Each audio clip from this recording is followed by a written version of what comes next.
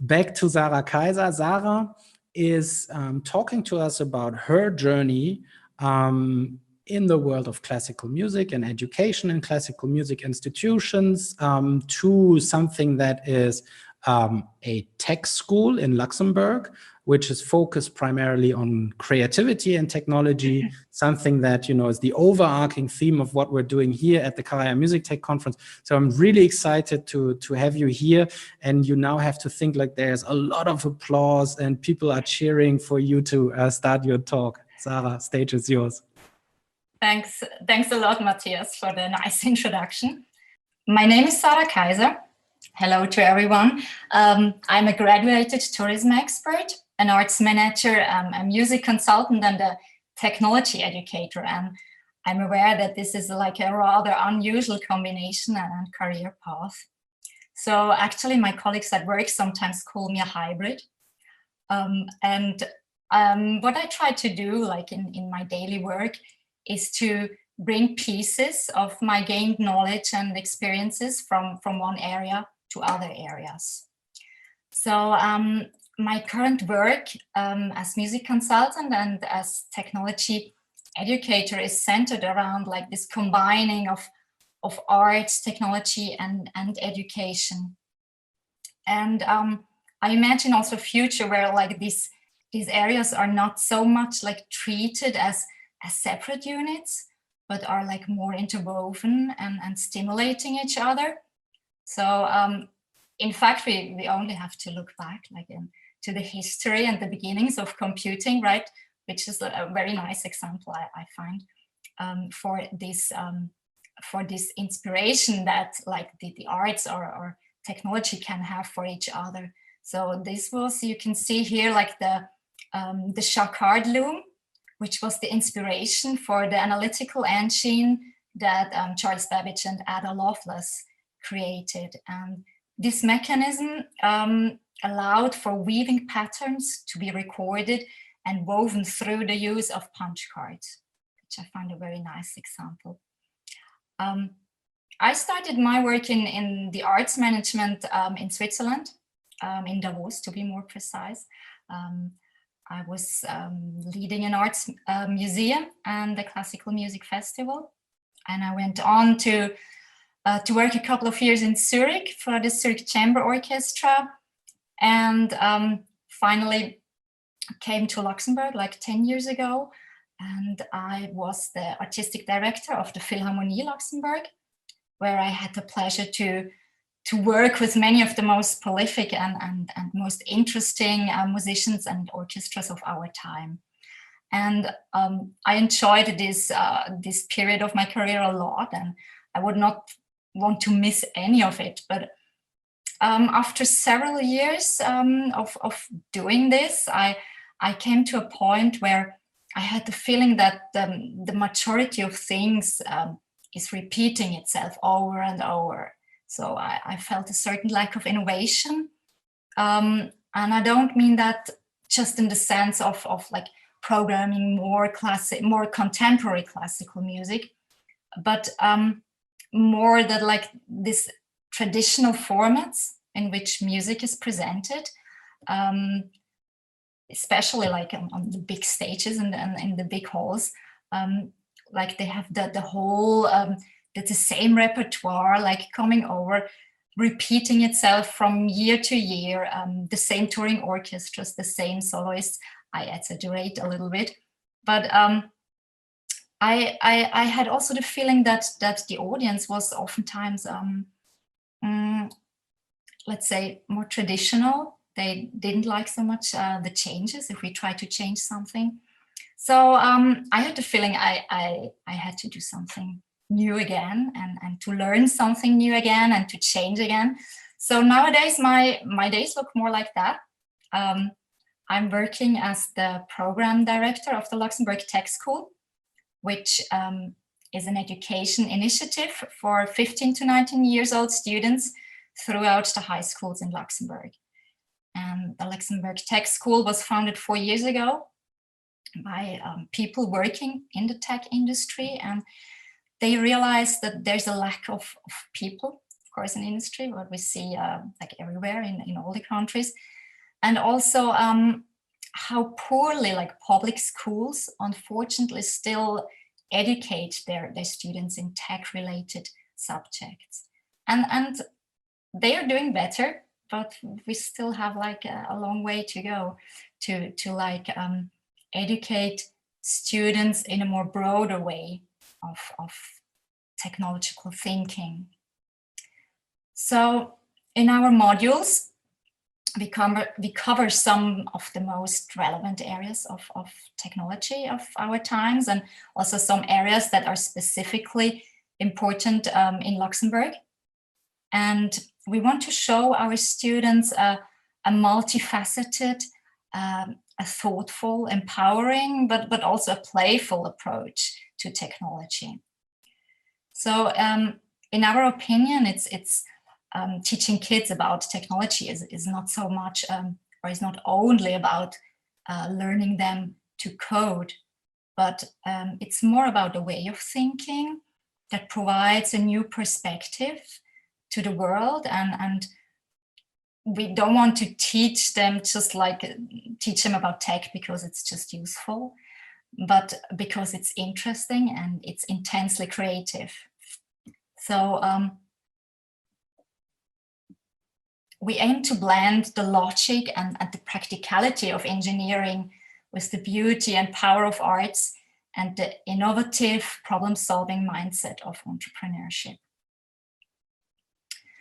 And of course, the technology is at the heart of it. So technical applications, learn how to use the tools. This is a very important aspect, but also soft skills like empathy or teamwork, and always with this business view in mind.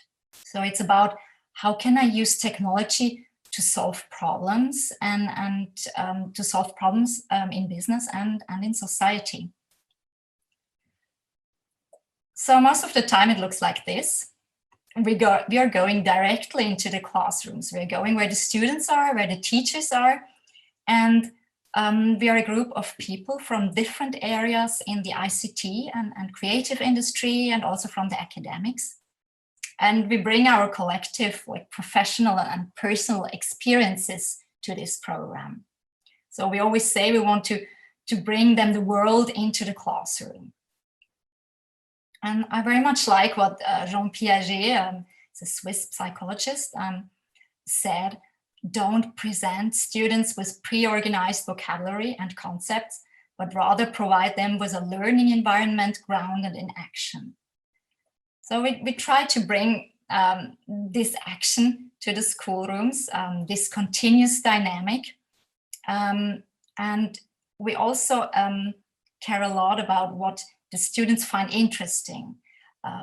So it's not about what we find interesting, but like topics and subjects that they care about, that they think also about like the business aspects behind it, and that we have a regular weekly rhythm of classes. It's very important like to accompany them and acting more as mentors, as guidance. We're not teachers, but we spend like around 100 hours a year with them. So this allows us to have a real like sustainable impact. And as you can imagine, with my background, I care a lot about creativity and innovation. So we combine several methods of creative approaches in our work, the well-known design thinking that we do, challenges with our students.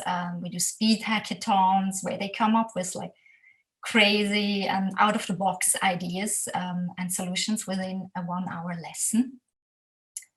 And we also have workshops, weekend hackathons, or events where the students pitch their ideas in front of an expert jury and in front of people from the industry, because it's not only about learning and about like coding and creating your projects, but also about how to talk about your work, how to communicate your achievements in front of an audience, which is like, as we all know, very important nowadays. So I'd like to show you a little some pictures about one of our events.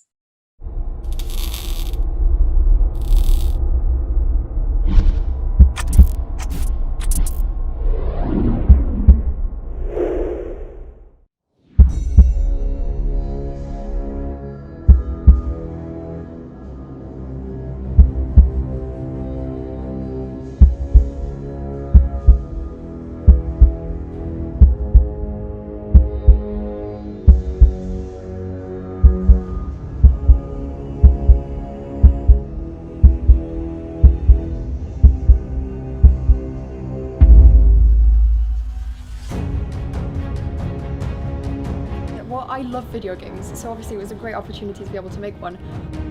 I think it's good because you did not tell us what we have to do the whole time, so we had to think ourselves about, yeah, we have to do this or that. We didn't have any restrictions or rules on what we had to do. You can create any kind of video game for any purpose, for educational, entertainment, to create a storyline, and I think this is a really perfect way to get us interested in coding because it creates something that we can see and interact with, and everyone loves games. Yes, it did help me improve my creativity and everything else. Coding skills, social skills, self-development skills, a lot of factors. I mean, I was able to expand my creativity and put it out there and use it, and I even think that it got slightly better because I experienced new things.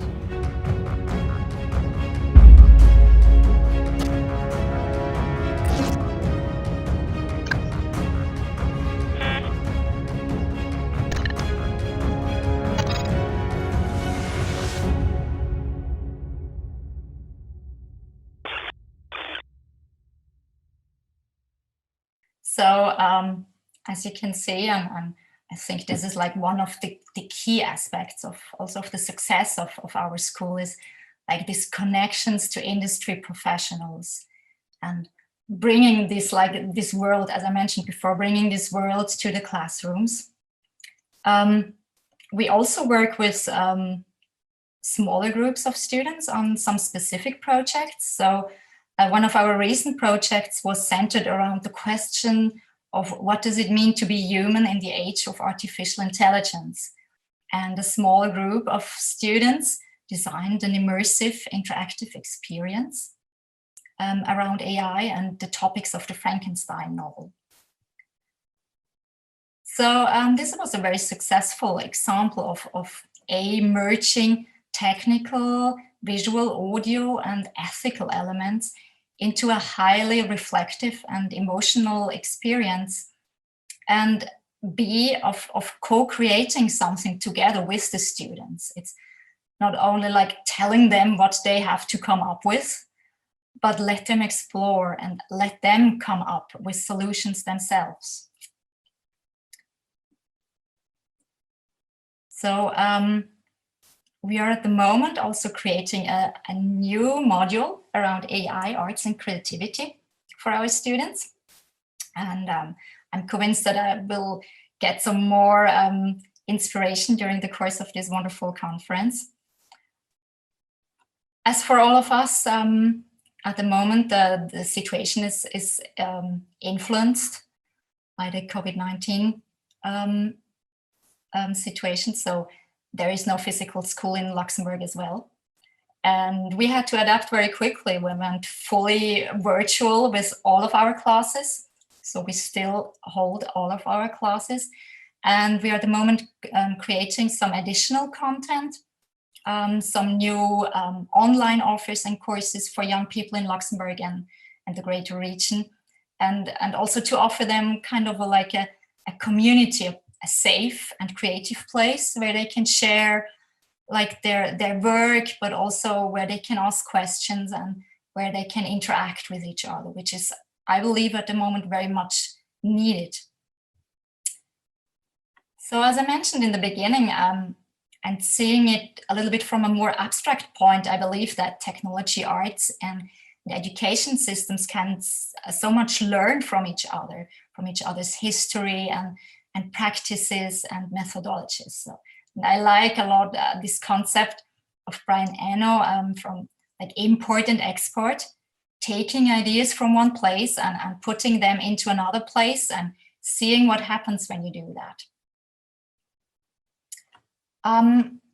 So how can we build upon the knowledge from other fields? This is a question that I only recently started to think more deeply about. And I just would like to give you some very first examples. This is by no means an extensive analysis, but rather some first starting points, how we could collectively think on this.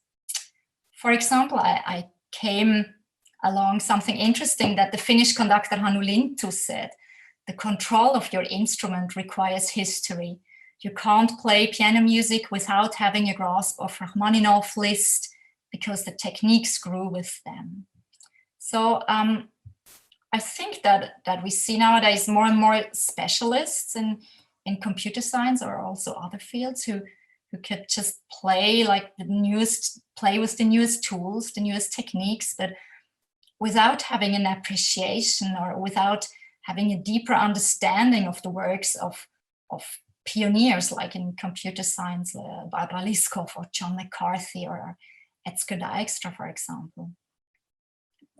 Or let's think about some of the building blocks of successful tech companies like strategy and innovation, agile processes, customer decision journey, usable customer data analysis, or new forms of sharing.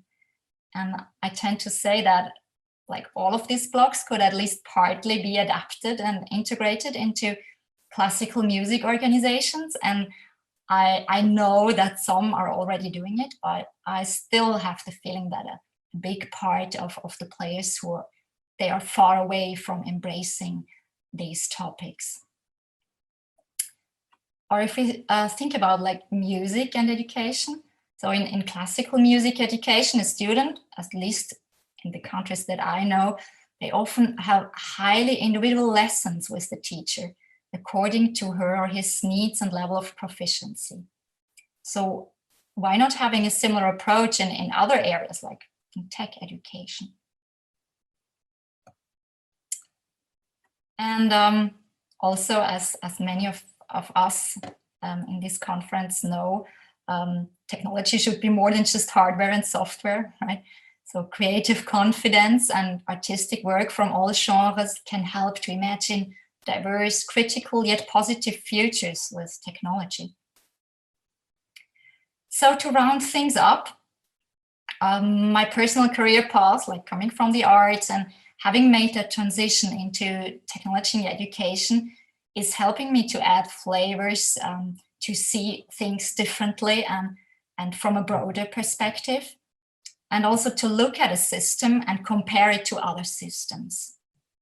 So I strongly believe that we need a radically diverse group of people with different backgrounds to work in computer science and technology, but also in the arts management and in education systems. And to quote Azem Azar, one of the leading thinkers on bridging the gap between technology and humanities, he said, "I often wonder, would Facebook have made other choices in the past had Mark Zuckerberg and its senior executive team had more extensive backgrounds within the humanities? Perhaps." So thank you very much for your time. And I'm curious to discuss some of my initial thoughts and some other related questions and also to hear about your opinions and experiences. Great. Thank you very much, Sara, for this very interesting presentation. So I want to ask the audience to ask questions. I see that there's a hand up. Manfred Wolf is asking, maybe I missed a point. Is that training class in school or in university? It's in school. It's in like gymnasium, lycées, high schools. So it's in the schools, so before university. Is that on purpose, or is this just because you had a contact there and you started with the schools and you'll do universities later on? No, it's on purpose, actually. It's like we saw that there is quite a gap between what you do like in the high school or in the gymnasium and what is afterwards expected if you go like to computer science and technology related engineering fields. And this was really on purpose to go like to start earlier, go into the schools and to, you cannot start early enough, right, with these topics. I mean, with this broad discussion and broad topics of technology and digital things. One of the things you said that I found very right to the point is that we should try to understand what the student is interested in, rather than forcing upon them, you know, a curriculum. Do you, in light of this crisis that actually, you know, has closed a lot of the schools and where students are now, you know, sort of exploring on their own or with their parents at home, do you think that there's going to be a change in the mentality of the school boards when it comes to that? It's very difficult to say. So, I mean, I see now also that like the schools have, as they are like bigger organizations, most of the time they have more like problems to adapt or so. But I hope so. I hope that like at the moment the students have to be like, they have to take everything in their hands. So they have to learn everything. They also say they are very tired in the evening because now no one is like reading everything for them or like presenting everything. So they really have to focus and to learn the things on their own. And probably that will help. For sure, they will have this experience and this knowledge also of this difficult situation with them.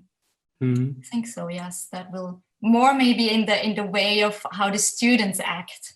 I don't know how fast schools will adapt, maybe a little bit. I hope so. Well, in a way, this whole crisis is a huge catalyst for a lot of the issues that, you know, one could have done before, but now one has to do. Yes, absolutely. So we have another question from Roy Brooks relating to the Zuckerberg illustration. Does your teaching address the issues of when and why one should consider tech as a direction, as a solution? I'm not sure if I understand it correctly. So if they, if he means like that you should go into like more technology related fields. Roy, we can bring you in the discussion if you raise your hand. Then I can then you can reframe your question. Yeah, there he is. Roy, do you want to be on video as well? No, don't worry about it. It'll just mess up my bandwidth, and probably yours as well. No, it's more a question of, I mean, technology is essentially and has always been excellent for solutionist approaches. So we see a problem, we think we identify the cause of a problem, we do the analysis, which says this may be something which we can solve. And if we live and exist, as so many of us do now, in a particularly digital tech space, we default to going, right, there must be a technology solution for this. We tend to look at the digits and say, right, that's how we're going to deal with this issue.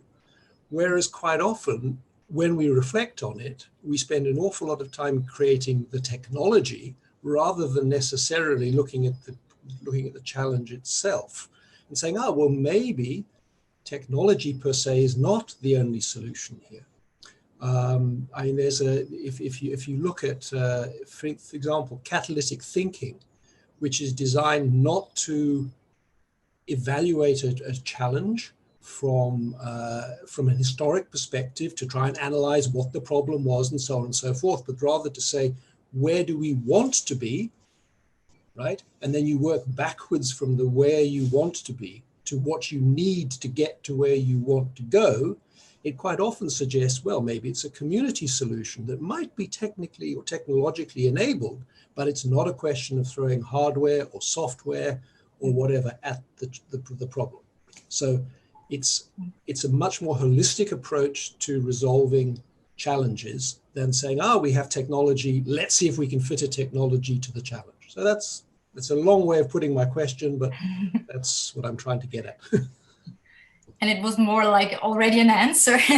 No, I very much agree. Well, I don't know, because it's not it's not a métier that I work in. No, I very much agree with what you say, and it's really like this. I like this holistic and this also, like what I wanted to say, this diverse discussion and thinking, and not only like about one aspect, as you say, not only like having the technology and try to build like on this technology, but going a step back and reflecting and asking your audience or like your target group, and having this discussion and this thinking about things. I mean, very interesting. It's sort of the question that this brings to mind is like, for what goal do we actually use technology? What is that goal?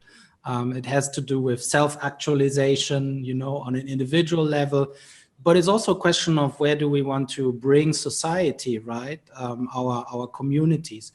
And I think this self-reflection should be always at the center of everything we do in our communities, in our groups, in our conferences, in our companies. Well, Sara, I want to thank you very much for a really inspiring conversation, talk, and then a question and answer session. I'm very much looking forward to being in touch with you more often than in the past, and not only via Twitter, because I see a lot of, you know, possibilities between our organizations to work together, and then also bring in some of the people who were now listening into the loop. I think what you do is extraordinary in Luxembourg, and I'm very much looking forward to maybe being able to go there in person one day soon. So thank you again, Sara. Thank you very much. Thanks a lot for the invitation.